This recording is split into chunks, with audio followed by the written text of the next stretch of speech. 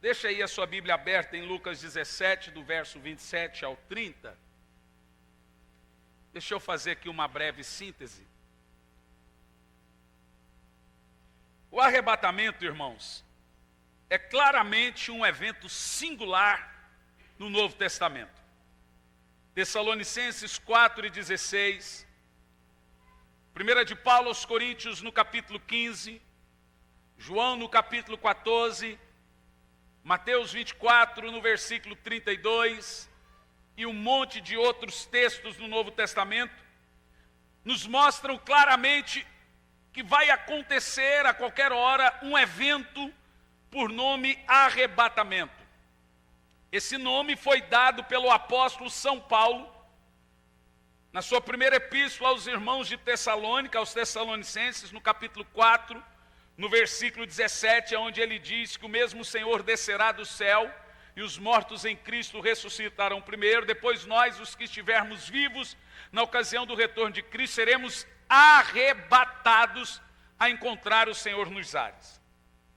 Esse tema do retorno de Cristo, esse tema do final dos dias, é sem sombra de dúvida um dos principais temas da Bíblia e o principal tema do Novo Testamento. Todos os apóstolos pregaram sobre isso. Dos 27 livros do Novo Testamento, ele só não está em Gálatas, Filemão e 3ª de João. Deixando claro a você que esse tema é um tema importantíssimo, tão importante, que a igreja primitiva, a igreja neotestamentária do primeiro século, ela cria que esse evento iria acontecer na sua época. Passaram-se 2000 anos, o evento ainda não aconteceu. Sim, Antônio. E esse evento, irmãos, ele descreve, Fiesta Preto, ARU 2395, pisca-alerta ligado, depois você vai ter que empurrar o carro. E esse evento descreve o arrancar da igreja, presta atenção. Ele mostra claramente que a igreja, os salvos em Cristo, os cristãos, irão sumir da terra, num abrir e fechar de olhos, num piscar de olhos, pessoas serão arrancadas, irão sumir da terra. Assim como um relâmpago, como um relâmpago sai do Oriente e se mostra no Ocidente, as pessoas irão desaparecer repentinamente ao redor da terra. E será mais ou menos assim.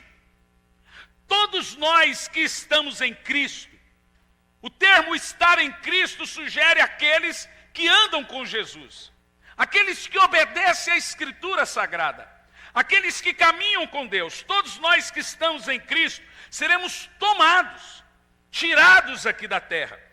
E a pergunta que não quer calar: quando acontece o arrebatamento? Veja bem, Jesus diz que ninguém sabe dia e hora, mas ele mesmo diz que nós devemos saber o tempo, o momento que esse evento irá acontecer. E nós devemos saber isso pelos sinais que estarão acontecendo no mundo precedentes ao arrebatamento da igreja.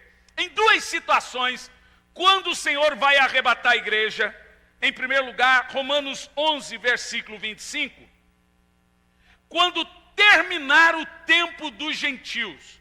Veja bem, vamos ver aqui, depois eu volto em Lucas, Romanos 11 e 25, diz assim, irmãos, não quero que ignoreis esse mistério, para que não sejais presunçosos. Atento a isso. Israel experimentou o endurecimento em parte. Paulo diz que não foi todo Israel que ficou duro, mas parte de Israel se converteu. Por isso que ele usa: Israel continuou duro, parte de Israel continuou duro.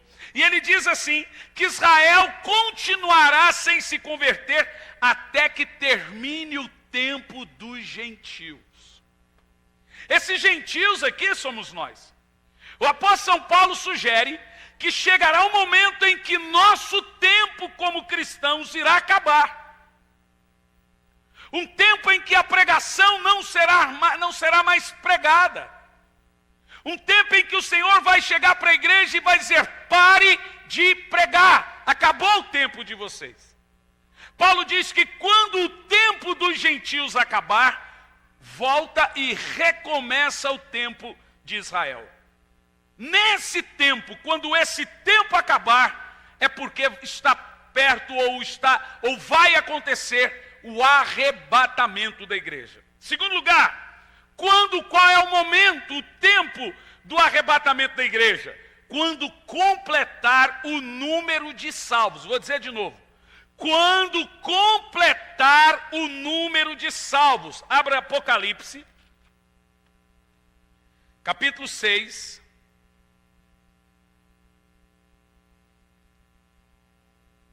No verso 10.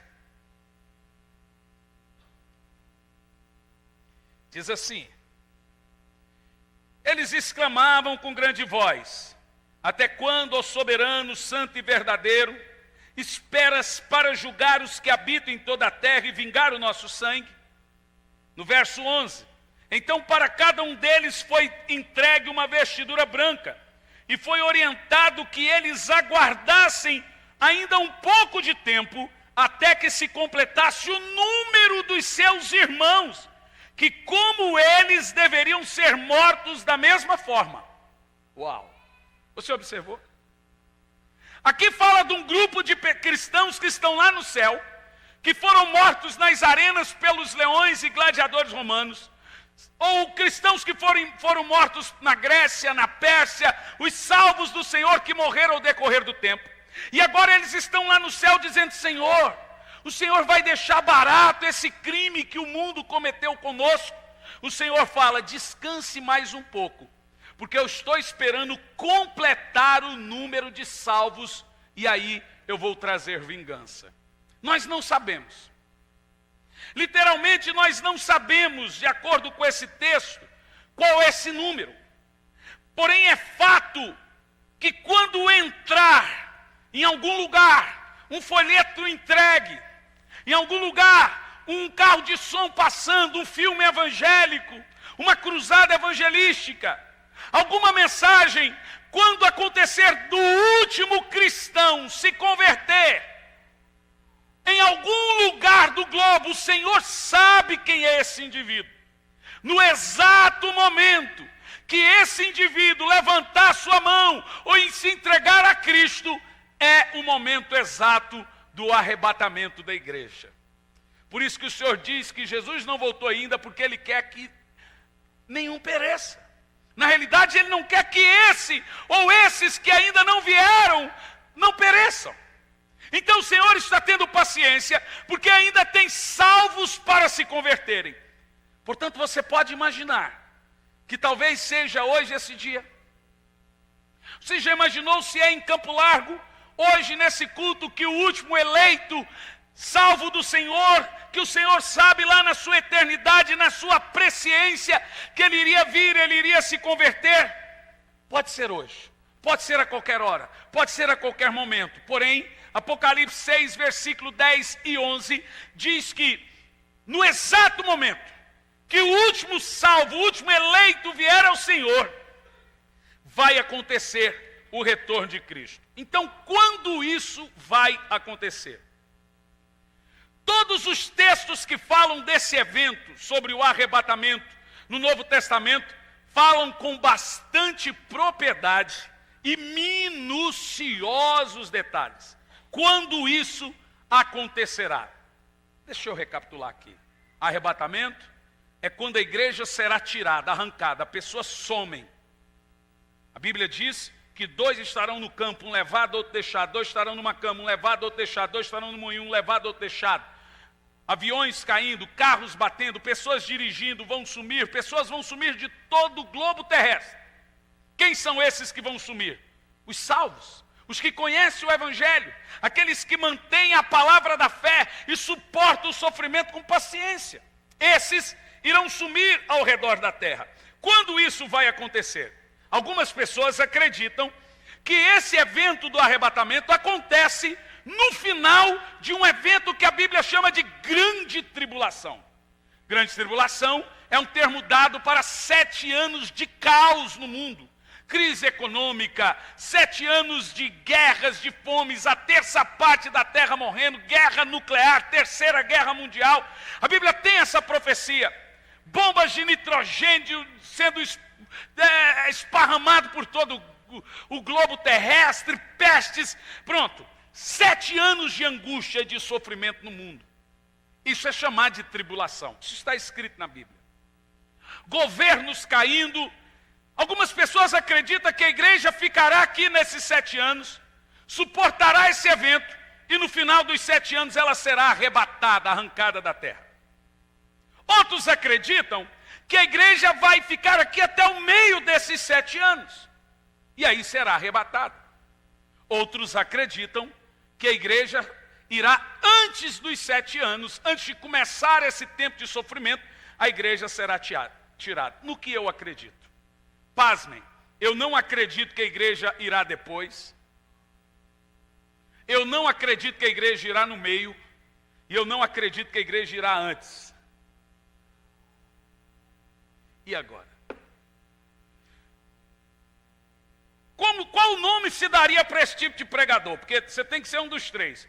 Pré, mid e pós. Eu não sou nenhum dos 3. Na realidade, eu estive analisando a Bíblia de uma maneira muito minuciosa. E não tem outra escapatória, a não ser isso que você vai ouvir aqui hoje. Quando ocorrerá o arrebatamento? No que eu creio? Eu creio que a igreja será arrebatada no início da tribulação. Não é antes dela, não é no meio dela e não é depois dela. A Bíblia deixa claro que a igreja passa pelo início de sofrimento na tribulação.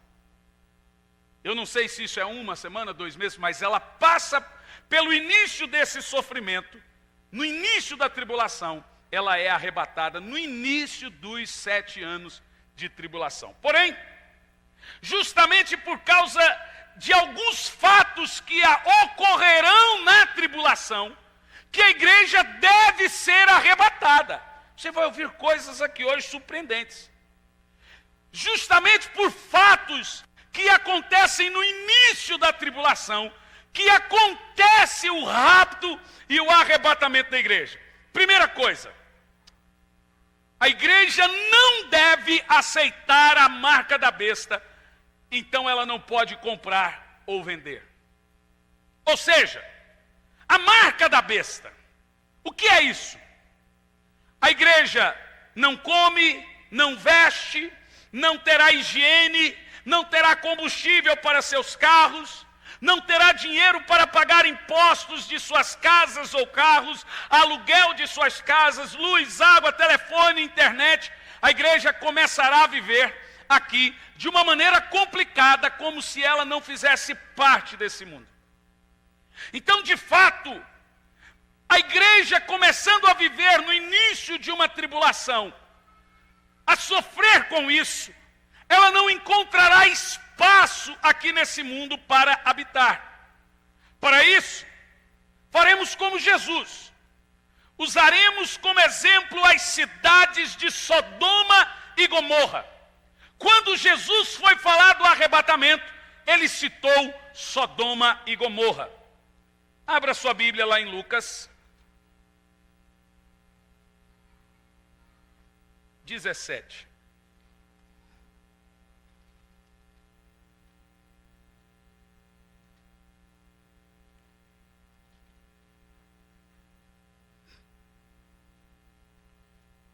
Do verso 27 a 30. 26.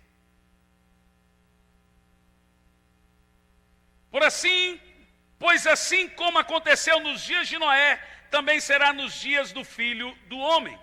As pessoas viviam comendo, bebendo, unindo-se em matrimônio e se comprometendo em casamento, até o dia em que Noé entrou na arca. Então sobreveio o dilúvio e destruiu a todos. Agora Jesus vai citar Sodoma e Gomorra. Ele diz assim: desta mesma forma, ocorreu nos dias de Ló. O povo dedicava-se a comer, beber, comprar, vender, plantar, construir. Todavia, em que Ló abandonou Sodoma, olha o termo, quando Ló saiu de Sodoma, choveu fogo e enxofre do céu e destruiu a todos. Agora observe o verso 30.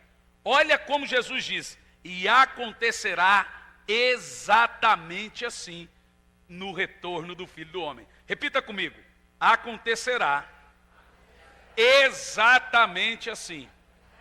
Isso é muito forte. Jesus agora cita Sodoma e Gomorra e ele diz o seguinte: dessa maneira, desse jeito, vai acontecer quando eu voltar.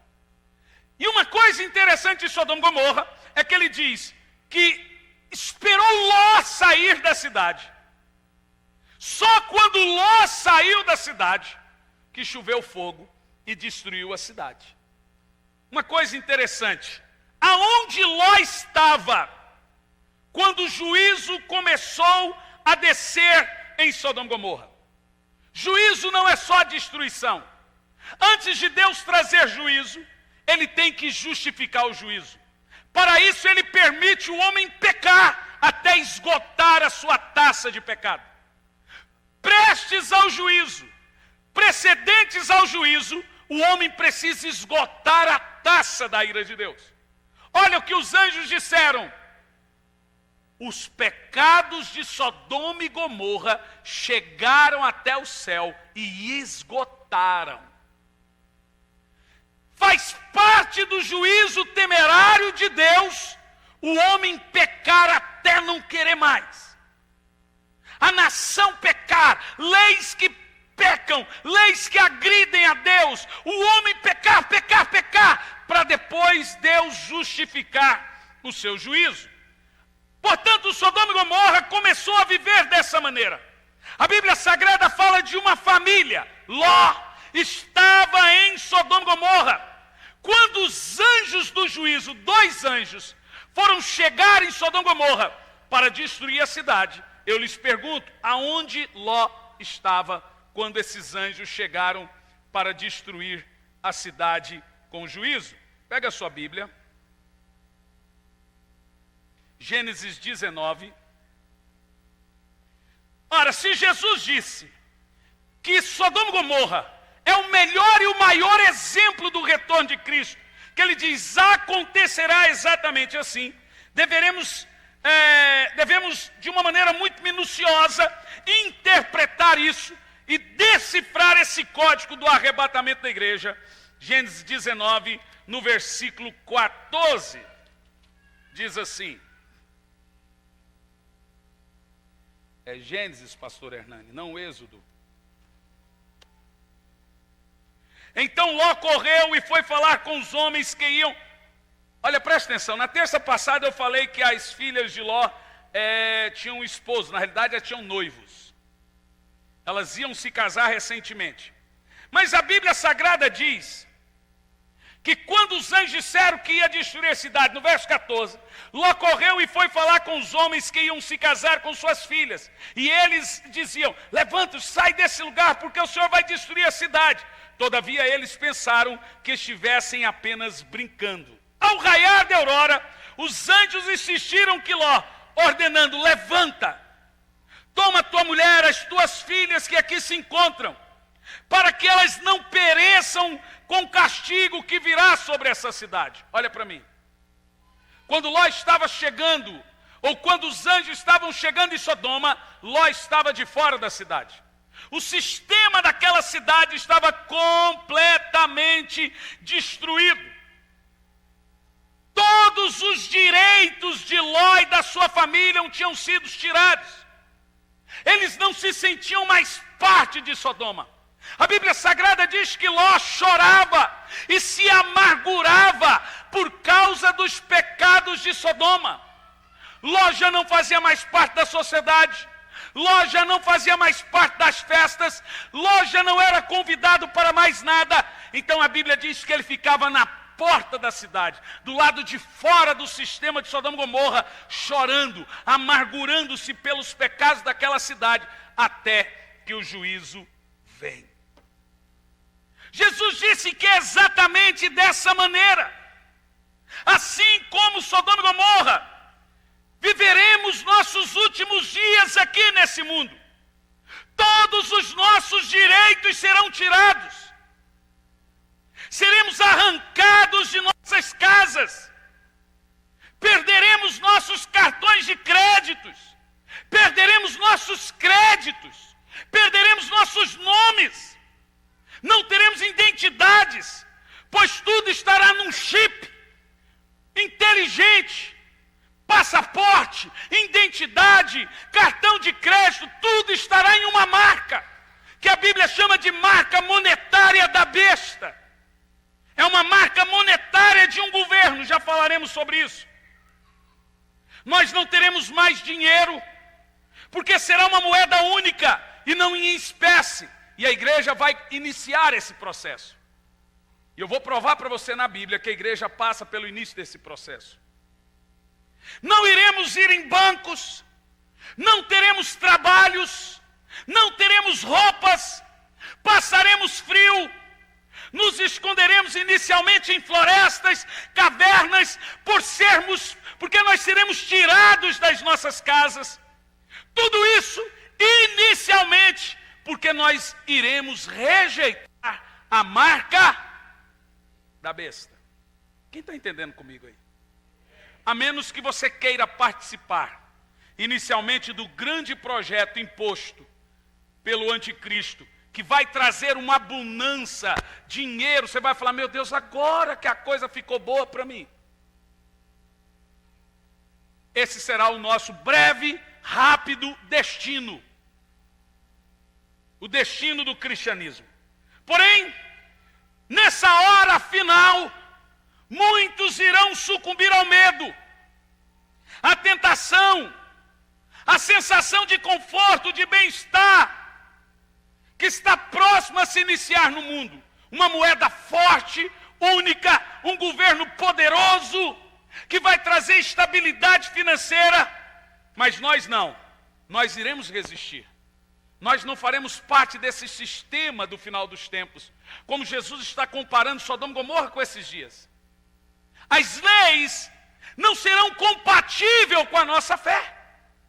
Assim como as leis de Sodoma e Gomorra não eram compatíveis com a fé de Ló, a ponto dele não sentir mais parte de Sodoma e viver do lado de fora, chorando amargamente, esperando o Senhor o livrar daquela situação.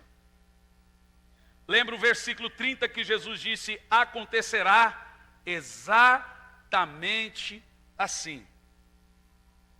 Mas nós não. Nós, filhos de Deus, devemos dizer até o fim que rejeitamos esse sistema, as leis desse sistema, o monetarismo desse sistema, a globalização desse sistema. Para isso funcionar, todas as ditaduras do mundo devem cair. Todas as ditaduras na América Latina estão caindo. Falta uma. Vocês sabem do que eu estou falando. Porque o governo do anticristo é um governo democrático. Não é um governo de esquerda nem de direita, é um governo de centro. Então não pode ter uma mega ditadura, todas estão caindo. Falta uma, que também está caindo. Aqui na América Latina, vocês sabem do que eu estou falando. Na Venezuela, o camarada perdeu recentemente, na Bolívia também, vocês sabem. Pronto. O que acontece? Olha aqui em Marcos, capítulo 13, versículo 9. O que Jesus fala sobre os cristãos. Ele deixa claro que a igreja é sim arrebatada antes da tribulação, mas deixa claro que ela pega o início dessa dor, o início desse sofrimento. Olha em Marcos 13, versículo 9.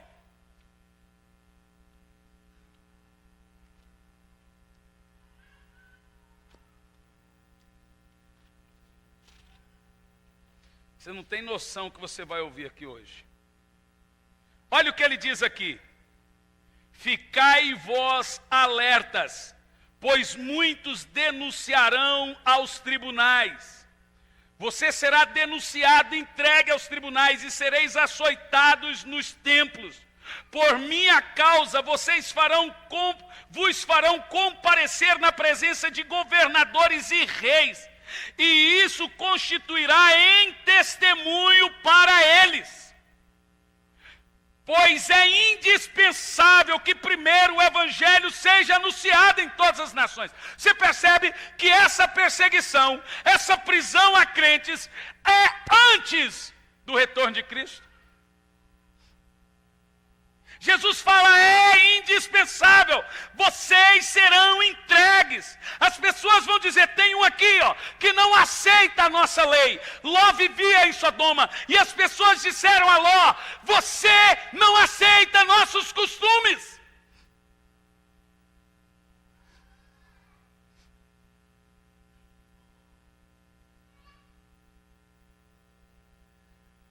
Você percebe que a igreja é de fato, nós vamos ver isso aqui, arrebatada no início da tribulação, mas ela começa a sofrer os reflexos dessa nova lei, desse novo sistema, dessa marca desse governo, que surgirá no final dos tempos. Eu acredito que os momentos que precedem o arrebatamento serão o início de tribulação, de total perseguição a cristãos mortos. E já, olha só, pasme o que você vai ouvir. Já está acontecendo. Nós vamos ler isso aqui hoje. Cristãos assassinados em todo o globo e até presos por não aceitarem a marca da besta. E o novo estilo de governo imposto no mundo. Abra sua Bíblia em Apocalipse capítulo 20.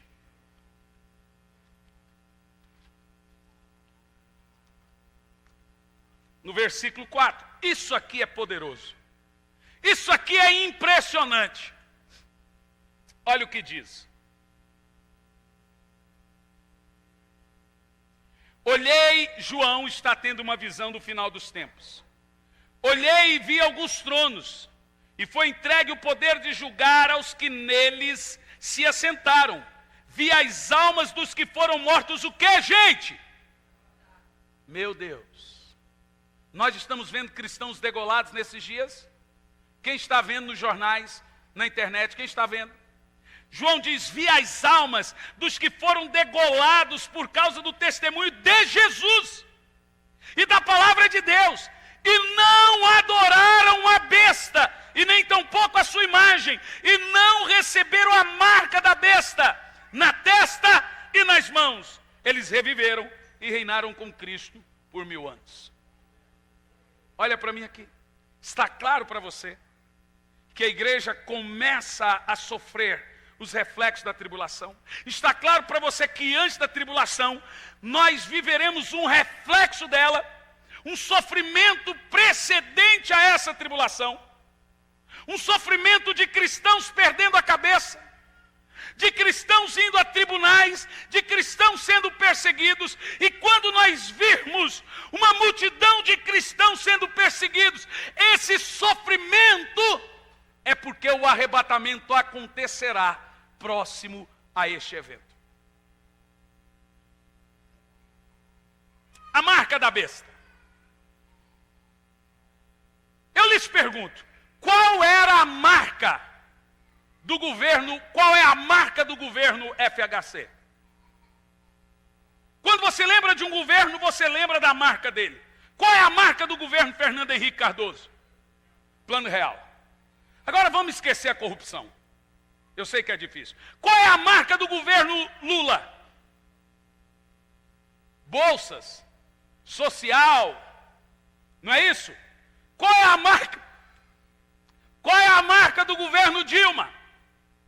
Destruiu o real, as bolsas, o social. Brincadeira. Brincadeira. Mas ela é a minha casa e minha dívida. A marca do governo da Dilma é fiéis, é não sei o quê, minha casa, aquela coisa toda. Cada governo tem uma identidade. A marca do Bill Clinton, dos Bush, foi fazer guerra lá nos Golfos, do pai e do filho. A marca do Clinton foi fazer os Estados Unidos ser a nação mais poderosa do globo monetariamente. A marca do Barack Obama foi fazer os Estados Unidos ser a nação mais light do mundo. Não faz guerra com ninguém mais. Cada governo tem uma marca. E a marca, gente, eu vou te falar uma coisa, eu vou muito no Reino Unido. Todo início de governo do primeiro-ministro, vem a mulher mais poderosa do mundo, a rainha da Inglaterra, e ela traz uma lista e dá para o primeiro-ministro dizendo, é isso que é o que eu quero que você faça. É a marca do meu governo. E ela fala, eu quero que invista mais em pobre, eu quero que não sei o quê. E ela diz o que o primeiro-ministro tem que fazer. E agora ela deixa para lá. A marca de um governo é o seu plano de governo. A marca de um governo é o seu projeto de governo. É aquilo que eles anunciam nos programas políticos. Eles vão, vou fazer. Isso é para ser a sua marca. Por exemplo, Curitiba, durante muitos anos, foi considerada a cidade mais linda do Brasil. Eu não sei qual prefeito deixou Curitiba do jeito que estava. Alguém sabe? Lerner, que deixou Curitiba tão moderna e bonita, a Londres brasileira, né, que eles falam. É a marca de Lerner, que fez Curitiba entrar no cenário nacional como a Londres brasileira. Uma cidade arborizada, bonita, limpa. É a marca do Lerner. Cada governo tem a sua marca. A marca é um plano de governo. E essa marca passa pelo monetário, essa marca passa pelo social, essa marca passa pelas leis, essa marca passa por tudo. Eu creio que a marca da besta é também isso. É a marca, é um conjunto monetário de leis que irão aprovar desde a ONU e descer para todas as nações, são chamadas de PNDHs, Plano Nacional de Direitos Humanos. Nesses PNDHs, Planos Nacionais de Direito Humano, está moeda única, está a liberação de casamentos homossexuais, Sodoma e Gomorra. Nesse Plano Nacional de Direitos Humanos está todo o pacote de leis que não tem a ver com Lula ou com FHC, gente. O primeiro PNDH nacional foi com o FHC, o segundo com o FHC. Ou você se esquece que a lei do silêncio foi com o FHC, em que um monte de igreja foi fechada. Que as igrejas não podiam ter culto até depois das 9h30 e tinha os decibéis no som.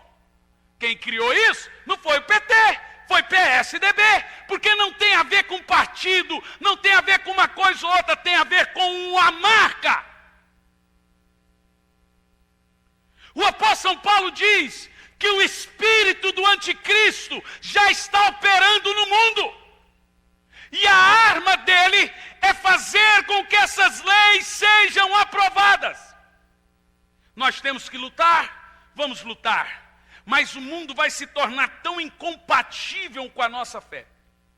Tão incompatível com a nossa fé, que espiritualmente estaremos como Ló, do lado de fora de Sodoma, afligidos por causa dos pecados da nação. E a única coisa que nos restará é esperar o Senhor vir. Porque está chegando o momento em que você vai ter que fazer uma escolha entre o bem-estar e o céu. Mas até chegar ao céu, há um sofrimento temporário que devemos passar. Um sofrimento inicial, porque você vai ter que dizer não à marca do governo, à marca da besta, ao plano nacional de governo do anticristo. Você vai ter que dizer não a leis, você vai ter que dizer, irmão, eu estou imaginando, eu estou lá na Europa e já estão falando que os próximos passaportes não serão mais como o meu, será também por chip. Acabou, não se faz mais missões. Não é? Então, por exemplo, você chega com o passaporte nos aeroportos, mas mesmo assim você tem que pôr a mão. E agora, mesmo você dando o passaporte, alguém já fez recente viagem internacional? Alguém? Você chega lá, você tem que pôr sua mão lá. E tem que, como é que chama quando põe a mão? Biometria também. E o que é interessante, que não existe biometria para a mão esquerda. Os bancos não têm biometria para a mão esquerda. É tudo para a mão direita. Não importa qual mão você escreve, a biometria é sempre para a mão direita. O mundo está preparado para a marca da besta. O mundo está preparado para o governo do anticristo. As leis estão sincronizadas. As leis estão quase prontas. Em muitos países do mundo, elas já estão aprovadas.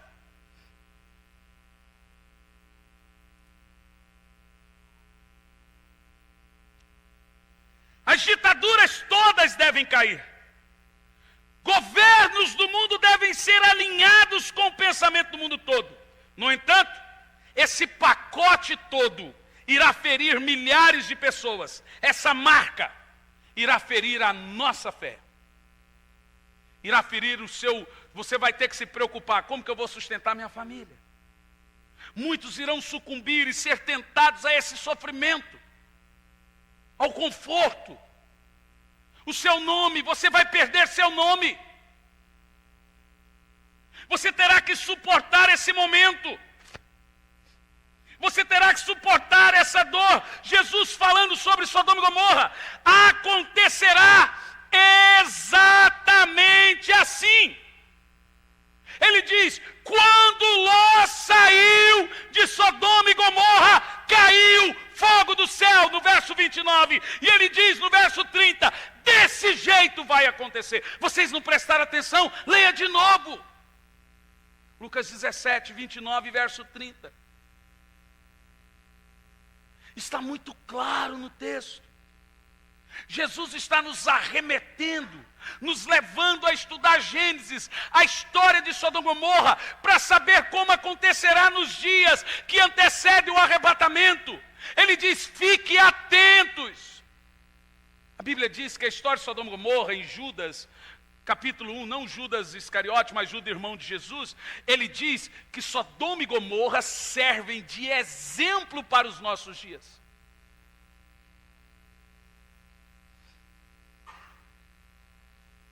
Está muito perto. Está muito próximo. Você que serve a Deus por dinheiro, vai servir o diabo quando ele lhe oferecer um salário maior. Para você que o evangelho é ficar rico, você vai aceitar a marca da besta e ainda vai contar testemunho dizendo que foi Deus que te deu dinheiro.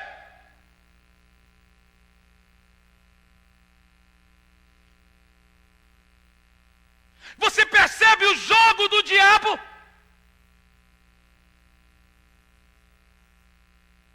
Se prepare, cristão. Fortaleça-se espiritualmente na palavra. Porque nós iremos sofrer. Você irá sofrer. Você já ouviu um pastor, na atual situação do mundo hoje, dizer isso? Muito pelo contrário. Eles estão afegando a nossa alma. Dizendo que está tudo bom.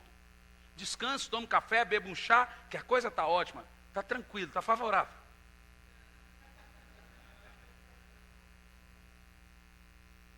Fica de boa. Não é verdade? Mas quando o juízo vem em Israel, o Senhor levanta profeta e disse para Jerusalém, vocês irão sofrer. Então esse profeta é jogado na cisterna, coloca sobre ele uma canga.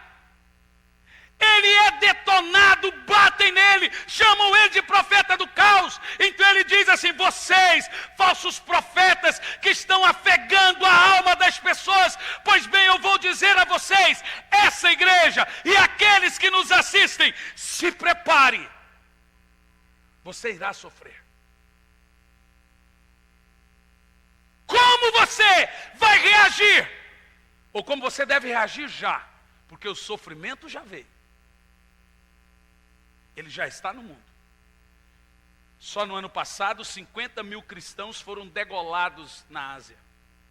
Só no mês passado, 24 coptas, de novo. Todo dia. E ninguém fala nada. Aí alguém diz, mas isso é uma mensagem terrorista. Botando medo no povo, não sou eu não. Se você quiser ficar bravo, fala com Jesus, que fala de fogo caindo do céu e destruindo a cidade, e diz, vai acontecer exatamente assim. Se tem algum terrorista aqui, não sou eu. Porque quem trouxe essa mensagem, o Apocalipse não é um livro meu. Esse texto de Lucas não fui eu que disse. Esse negócio de cristão sendo degolado não são palavras minhas.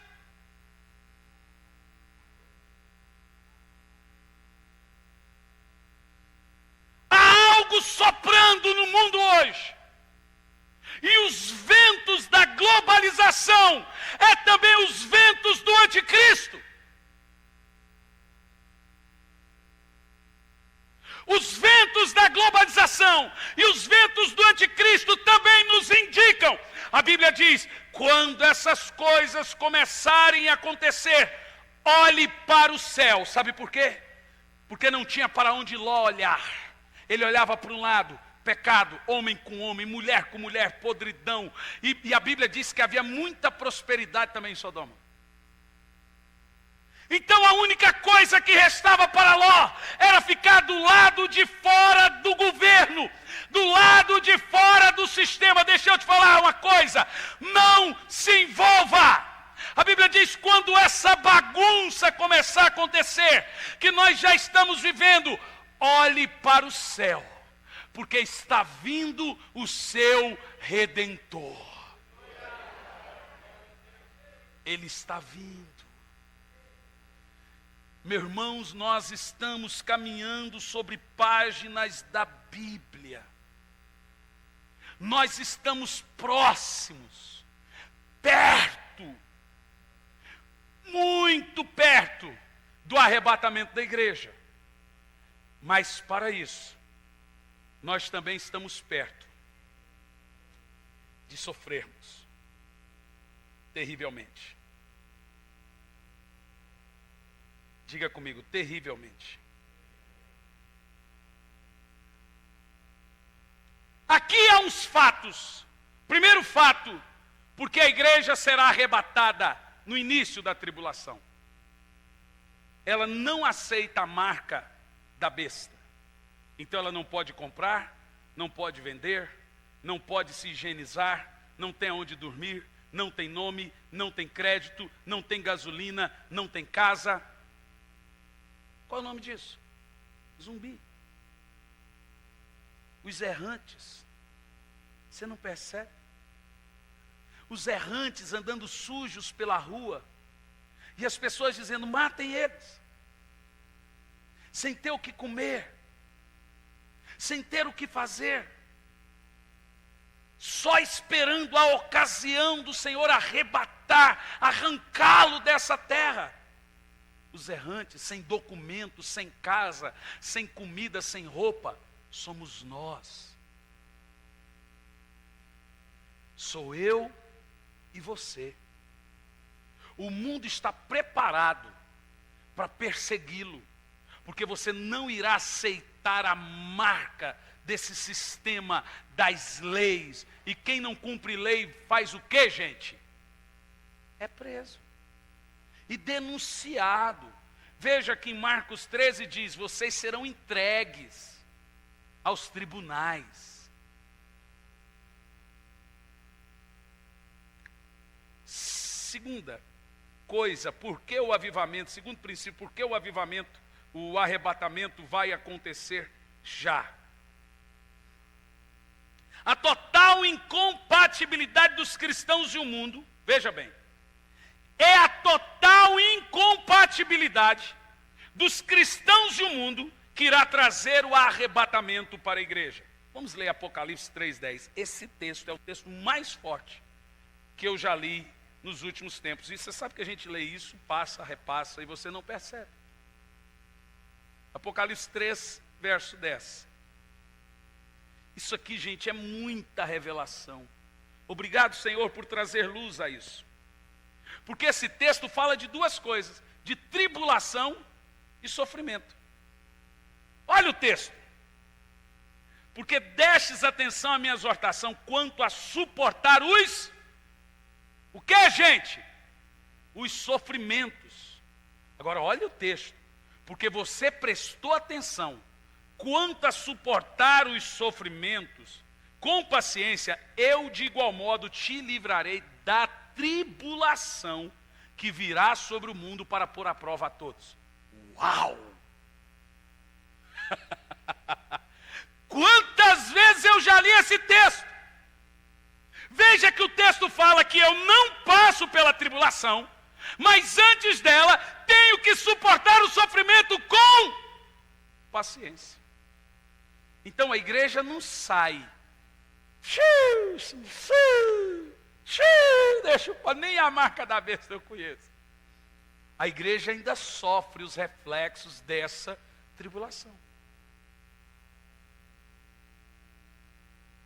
Ela sai no início dela. Mesmo assim, ainda somos pré-tribulacionistas. Mas ela passa por um sofrimento. E ela diz assim, ó: só vai ser livre da tribulação quem suportar o sofrimento com paciência. Como que é, gente? Agora veja, se esse sofrimento é terrível, imagine a tribulação.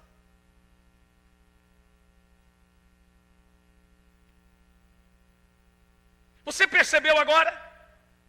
Haverá um sofrimento a nós cristãos, terrível sofrimento, antes da tribulação.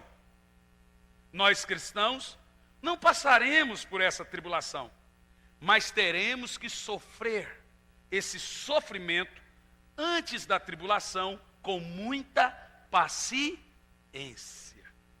Vamos ler de novo? Agora eu quero que você leia de uma maneira em comum, todos. Capítulo 3, verso 10, a hora que eu falar 3, leiam todos juntos. 1, 2, 3, valendo. Quanto a suportar os sofrimentos, que mais? Eu de igual modo te livrarei da tribulação que virá sobre o mundo para pôr à prova todos os habitantes da terra. Primeiro, se você queria um texto que diz que a igreja será livre da tribulação, claro, está escrito com todas as letras que a igreja sai e Deus livra a igreja da tribulação. Está escrito ou não está? Com todas as letras. Amém? E não diz que é uma tribulação lá para aquela hora só para a igreja de Filadélfia. Ele diz uma tribulação que recairá sobre o mundo todo. Se não tivesse a palavra mundo todo, a gente poderia dizer, não, está falando só da tribulação de Filadélfia. Não. Está falando assim, eu vou te livrar da tribulação que recairá sobre o mundo todo para pôr à prova os habitantes da terra. Agora, quem será livre da tribulação? Todo crente? As igrejas estão cheias. O texto é claro. Verso 10. Porque der ouvido à minha exortação quanto a saber suportar o sofrimento com paciência. Então não é todo crente. É quem passar por esse sofrimento com paciência. É dizer não à marca da besta. A marca da besta não é só o chip. Pode ser também. Então não pense você que a marca da besta é só um chipzinho na mão que vai aparecer. A marca da besta é um sistema de governo. É a marca de um governo. É um conjunto, um pacote de leis que afrontam a Deus. Liberação de aborto, de drogas, homossexualismo, lesbianismo, monetário. É uma marca, será a marca desse governo. Aquele que entrar nessa marca por causa do bem-estar, do conforto. A Bíblia diz que ele terá o seu nome riscado do livro da vida. Agora veja, se eu sou um homem de Deus, eu tenho que pregar isso ou não? Olha a seriedade do que você está ouvindo. E o que me assusta é o silêncio mórbido dos pastores. Antigamente eu dizia, procure uma igreja mais perto da sua casa. Está errado. Procure uma igreja bíblica mais perto da sua casa. Procure uma igreja que pregue. Essa é a principal pregação nos dias atuais. O mundo está numa confusão. E nós estamos falando, irmão, está tranquilo, está favorável. É bem típico do brasileiro mesmo falar um negócio desse. Quem está deitado em berço esplêndido tem que falar, está tranquilo, está favorável mesmo. O pau está quebrando e ele está cantando, está tranquilo, está favorável. É a cara da nossa nação uma porcaria dessa. Meu Deus. Deixa eu te falar sobre o tranquilo e favorável. Olhe bem para mim. Nós estamos à beira do soar da trombeta. Nós estamos à beira do grito do arcanjo. Aí vem o noivo. Saia ao encontro. Agora veja bem, é fato que a igreja será arrebatada antes da tribulação. Vamos encontrar isso na Bíblia? Quem está comigo? Já vemos o primeiro texto que diz com todas as letras que a igreja será tirada antes da tribulação. O texto diz, eu te livrarei da tribulação que virá sobre o mundo todo. Uau! Está escrito aí com todas as letras ou não, gente? O que é impressionante é que a gente lê isso todo dia. Mas revelação é isso. Revelação é quando a letra cresce e fica grande na sua cabeça, assim. Ó.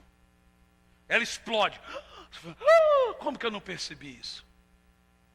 Porque eu li a sua parte, você é livre da tribulação, mas eu esquecia e não percebi a parte. Porque suportastes com paciência o sofrimento.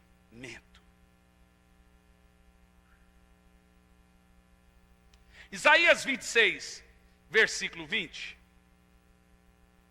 Veja lá. Eu quero que você abra dois textos. O primeiro, Isaías 26, 20. Deixa aí, marca com a sua cordinha.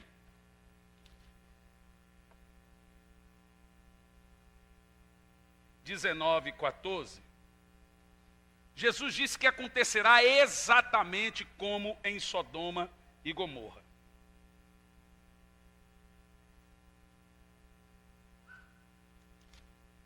Isaías 26 e 20, deixa aí aberto.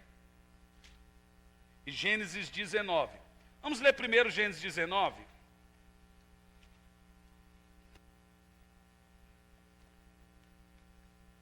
Porque o que aconteceu lá?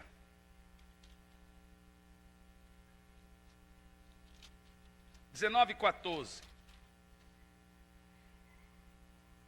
Então Ló correu e foi falar com os homens que iam casar com as suas filhas. E ele os dizia, levanta, sai desse lugar, porque o Senhor vai destruir a cidade. Todavia eles pensaram que estavam brincando. Ao raiar da aurora, os anjos insistiram com Ló, sai, toma tua mulher e tuas filhas, e que se encontram, para que não pereça com o castigo dessa cidade. Entretanto, como Ló hesitava, os homens, como ele hesitava, os anjos tomaram Ló pela mão, bem como a mulher e as duas filhas, conduziram com força, uau! Conduziram com força para fora da cidade. Veja, a palavra arrebatamento significa arrancado com força. Veja que Ló, mesmo sabendo, não queria sair de Sodoma.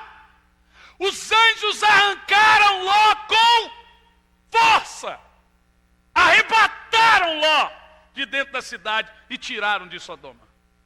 Lembra que Jesus diz no verso 30, será exatamente assim. Nós seremos arrancados com força. Agora perceba que Ló já estava sofrendo em Sodoma e Gomorra.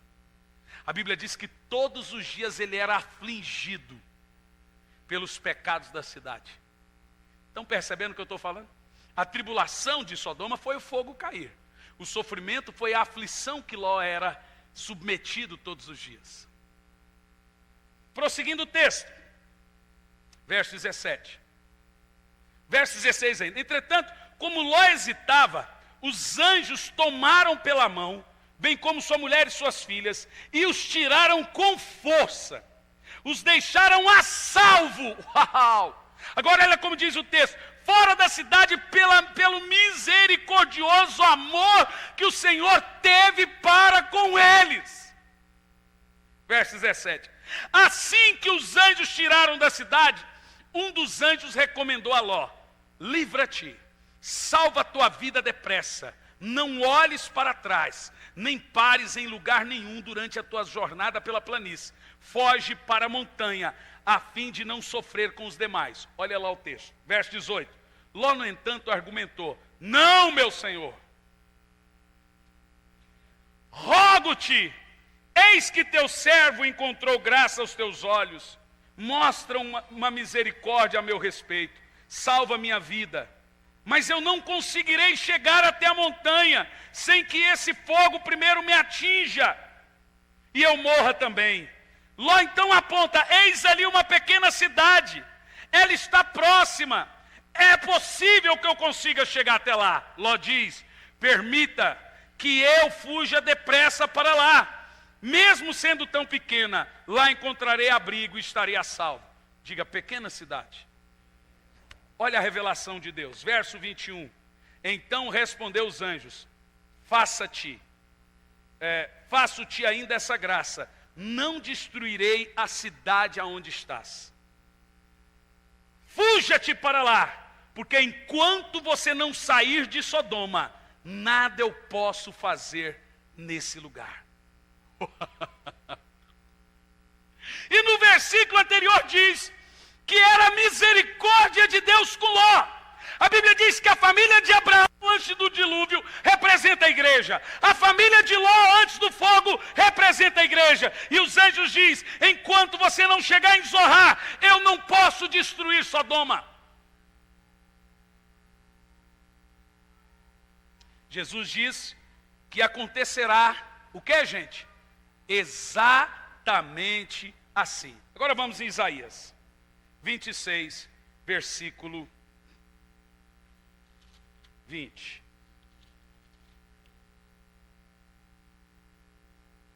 Agora esse texto, irmãos, é um texto lindo e poderoso. Diz assim, ó: eia, povo meu, entra nos teus aposentos, esconda-te por um pouco de tempo, até que a ira do justo tenha passado.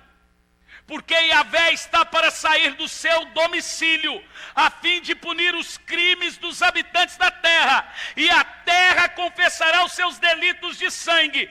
Ela não continuará a esconder os seus homicídios. O texto diz: povo meu, entra nos teus quartos. Aonde é esses quartos? Aonde o Senhor manda a igreja se esconder até passar a ira. A Bíblia fala desses quartos? Fala. Abra João 14. Não se turbe o vosso.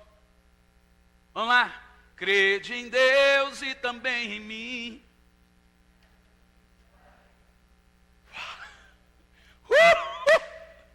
João 14, versículo 1 diz: não permitais, oh glória a Deus, apesar da Bíblia dizer que nós vamos sofrer, apesar da Bíblia dizer que nós não podemos aceitar a marca da besta, ela diz: não se preocupe. Apesar do mundo estar entrando em pânico, Jesus disse: não preocupe o seu coração, crede em Deus, crede também em mim. Na casa de meu pai há muitos aposentos, se não tivesse, eu teria dito, pois vou preparar-vos lugar. Isaías 26, versículo 20, o Senhor diz: entre nesses aposentos. Quais são os aposentos? Aqueles que estão preparados. O meu quarto, a minha morada, o meu aposento está lá no céu. Isaías diz: entra nesse quarto até passar a ira que vem sobre o mundo. Oh, xaralabababá, xerecantalamás. Meu Deus.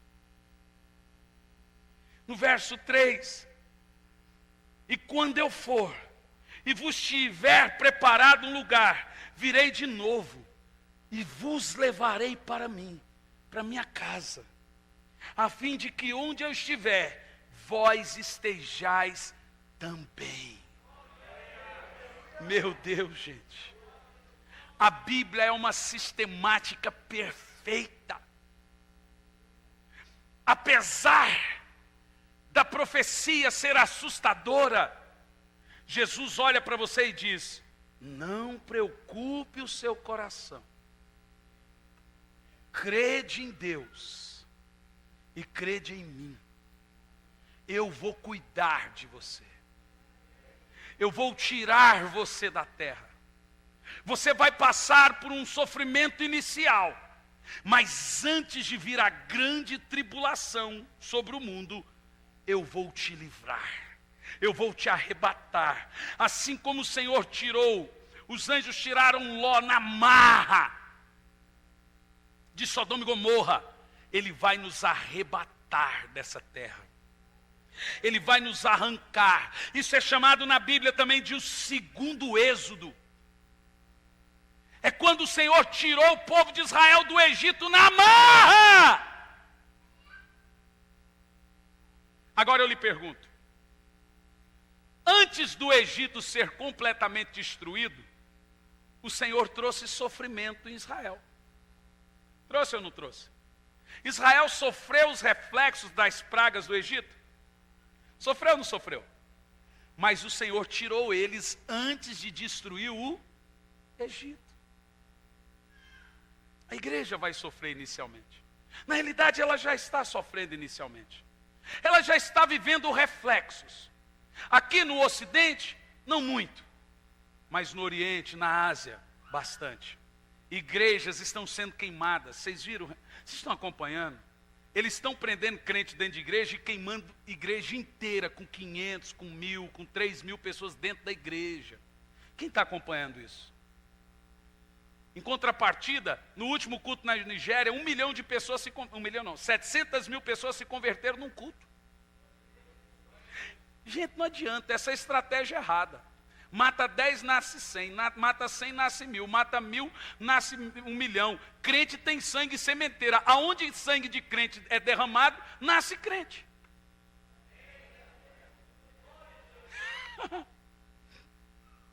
É isso aí, irmão. Está chegando o dia, no futuro bem próximo, nós viveremos leis tão anticristãs, que todos os cristãos terão que fazer uma escolha entre viver bem nesse mundo, com recursos, dinheiro, credibilidade, moradias, viagens, estabilidade, ou a sua fé.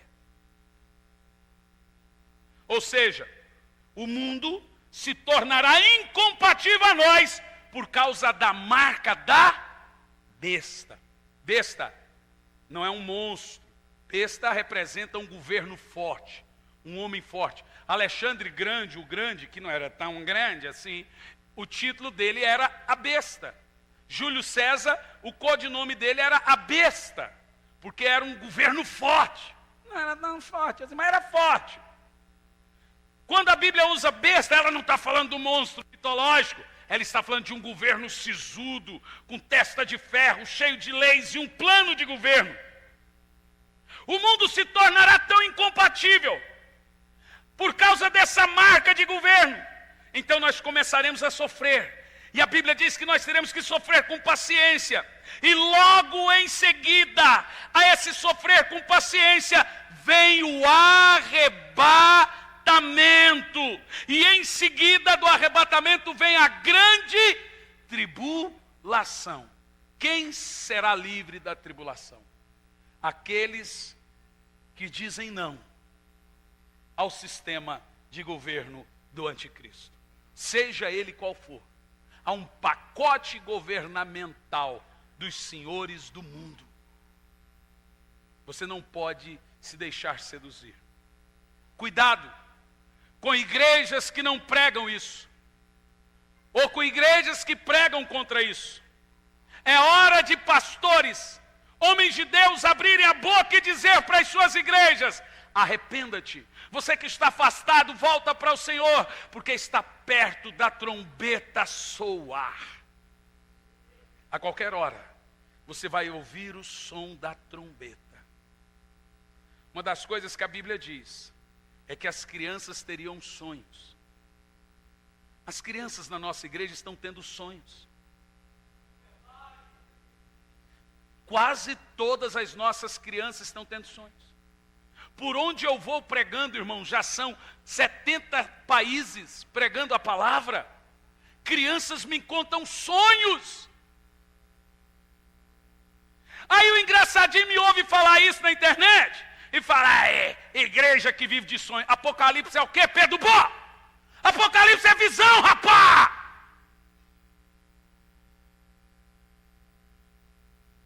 Se nós não acreditamos em sonhos e visões, temos que rasgar a Bíblia, porque boa parte dela é feita de interpretações de sonhos e visões dos profetas. A Bíblia diz que nos últimos dias os jovens teriam sonhos, teriam visões, os velhos também sonhariam. A grande característica do arrebatamento, estar próximo, é que nós seremos acordados em sonhos com esse grande dia. E eu lhe faço algumas perguntas.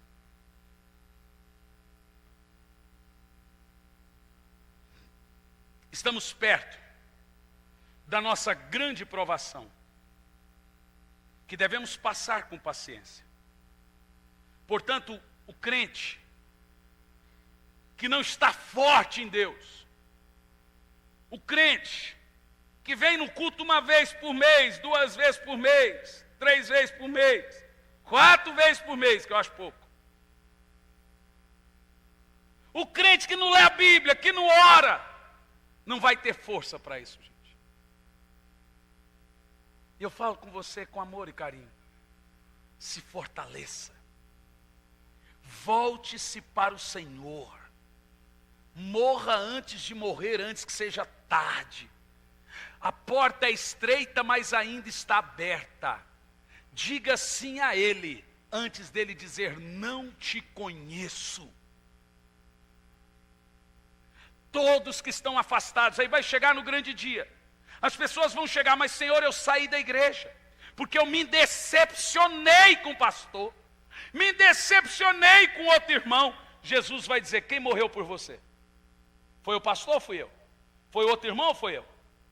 Não, Senhor, o Senhor nunca me decepcionou. Pois bem, o irmão te decepcionou, mas foi a mim que você abandonou. Irmão, nós somos cheios de falhas. Eu já brinquei aqui, brinco mais vezes. Procurar a igreja perfeita é igual gente feia, homem feio querer casar com Angelina Jolie.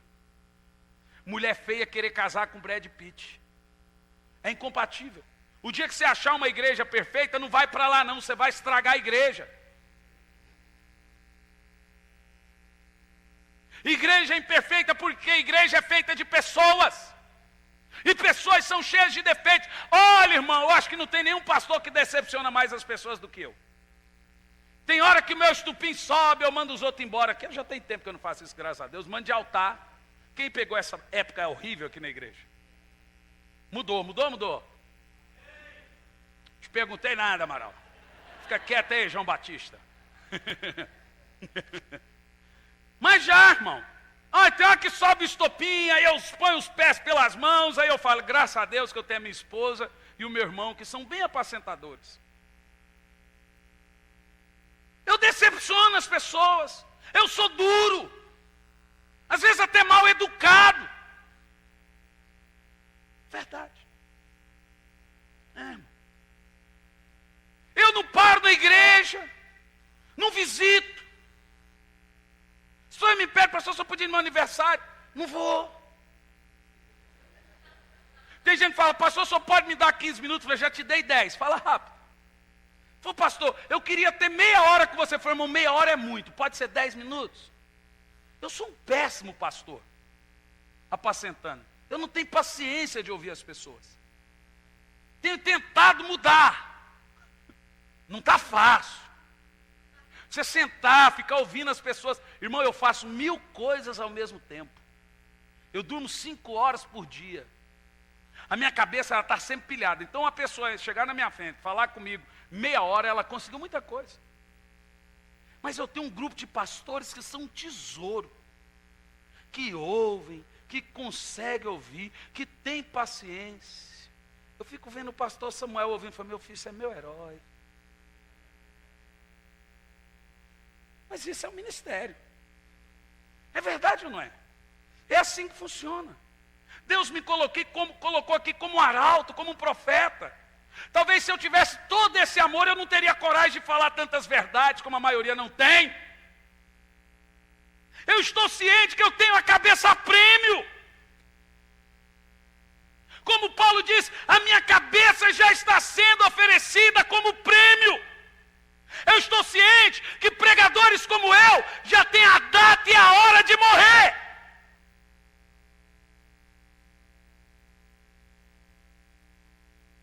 Quando a pessoa vem para a igreja aqui, a primeira coisa que eu falo para ela, eu te faço uma promessa, eu vou decepcionar você. E o que você vai fazer quando eu te decepcionar?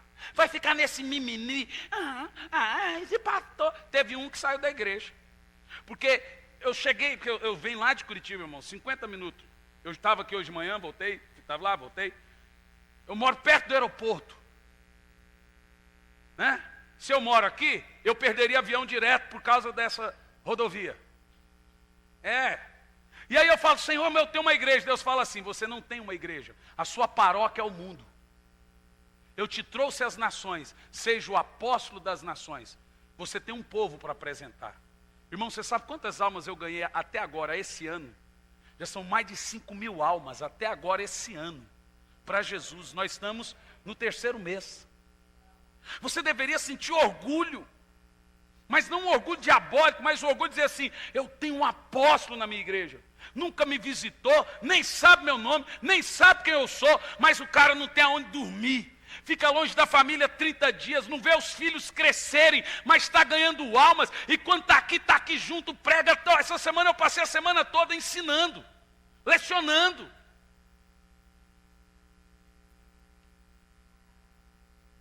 Nós não temos tempo para ficar no mimimi. Quem me feriu, quem me magoou. Está na hora de colocar as indiferenças de lado e se preparar para sair. Façam as malas. Deixa a mala pronta na porta. Irmão, eu sou tão pilhado que eu acordo antes do despertador. Você sabe como é que acontece? Eu ponho um relógio para despertar. Eu acordo, escovo o dente, visto a roupa. E quando ele desperta, eu desligo. É mais ou menos assim.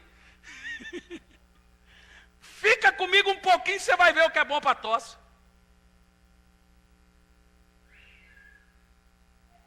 Você sabe quantos artigos eu estou escrevendo por semana para a grade da faculdade? 12 artigos por semana. E ainda prepara um sermão como esse para pregar.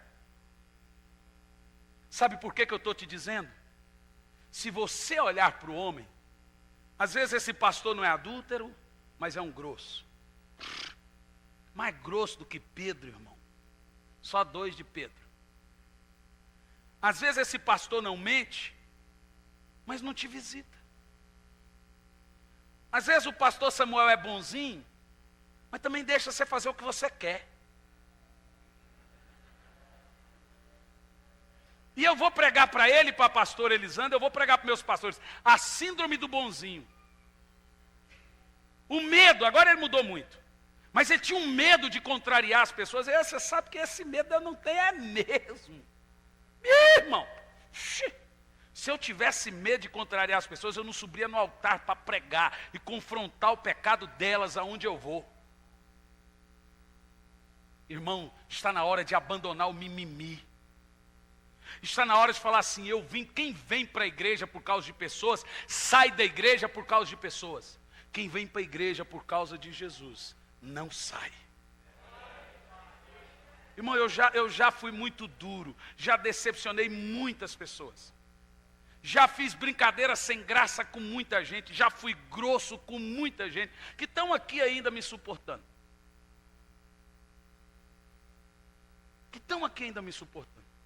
Eu sofro mais do que você.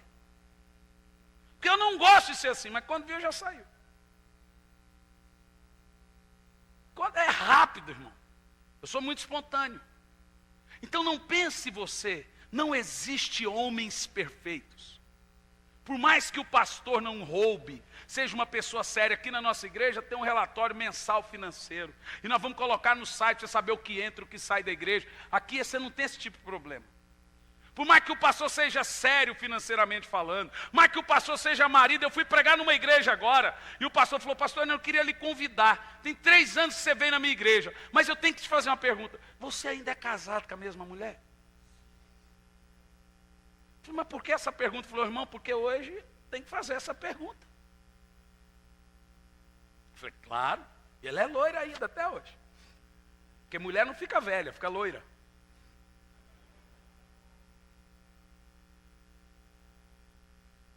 Pense você comigo, irmão. Eu não sou o seu modelo. O seu modelo é Jesus. Eu posso ser seu exemplo. Você pode me tirar como exemplo de muitas coisas. Mas aquilo que não te agrada, tira do pastor Samuel. Aquilo que não agrada no pastor Samuel, tira de mim. Tira do pastor Ferdinando. Meu Deus, gente. Alguém, por favor, fira o pastor Ferdinando. Se você conseguir, você sabe que você não humilha pessoas humildes. Mas eu já tentei ferir o pastor Ferdinando, nunca consegui. Eu nunca consegui ser duro com ele. Nunca consegui. Tem hora que dá umas vontades. Dá vontade. Mas, irmão, eu e você somos a tampa e o balaio. Você não vale nada. E se nós somos a tampa e o balaio, eu também não valho nada. Nós somos cheios de defeitos. Por isso, nós não somos glorificados ainda. A glorificação se dará no arrebatamento da igreja. Esqueça as diferenças e volta para Jesus hoje, antes que seja tarde. A trombeta está prestes a soar. E agora eu posso dizer a você uma coisa. O arrebatamento acontecerá em nosso tempo. Eu vou dizer de novo. Por tudo que está acontecendo no globo, você tem coragem de dizer que Jesus vai demorar? Responda. Não. Então eu quero que você coloque isso no seu coração. Que está perto. Feche seus olhos.